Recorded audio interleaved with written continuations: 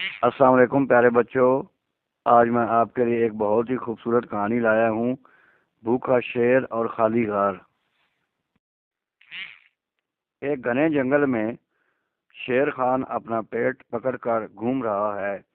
If, آج تو بڑی سخت بھوک لگی ہے، پیٹ میں چوہے نہیں، ہاتھی دوڑ رہے ہیں، آج کوئی شکار نہیں مل رہا۔ اچانک سے اسے ایک غار نظر آتا ہے۔ شیر خان خوشی سے، واہ، یہ غار کسی کا گھر تو ہوگا، میں اندر چھپ جاتا ہوں، جیسے ہی گھر والا آئے گا میں اسے ہڑپ کر جاؤں گا۔ کچھ دیر بعد وہاں ایک لومڑی ٹہلتی ہوئی آتی ہے۔ وہ غار کے باہر آ کر رکتی ہے اور شیر کے پیروں کے نشان دیکھتی ہے۔ لومڑی دل میں کہتی ہے، او، یہ تو شیر کے پیروں کے نشان ہیں۔ وہ اندر گیا ہے لیکن باہر نہیں آیا، دال میں کچھ کالا ضرور ہے۔ لومڑی ایک شرارتی مسکراہٹ کے ساتھ اونچی آواز میں کہتی ہے، سلام غار صاحب، کیا حال ہے؟ آج آپ خاموش کیوں ہیں؟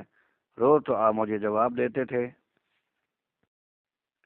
غار کے اندر بے وقوف شیر پریشان ہو جاتا ہے، یہ کیا ماجرا ہے؟ یہ غار بھی بول سکتا ہے؟ شاید آج میرے ڈر کی وجہ سے نہیں بول رہا۔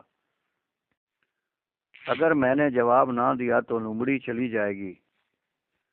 شیر اپنی آواز بدل کر بھاری آواز میں بولتا ہے، وعلیکم السلام پیاری لومڑی، اندر آ جاؤ، میں تمہارا ہی انتظار کر رہا ہوں۔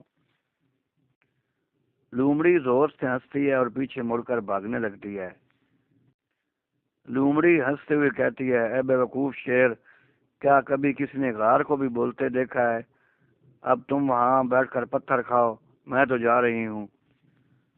شیر غار سے باہر نکل کر غصے سے اپنا سر پیٹ لیتا ہے۔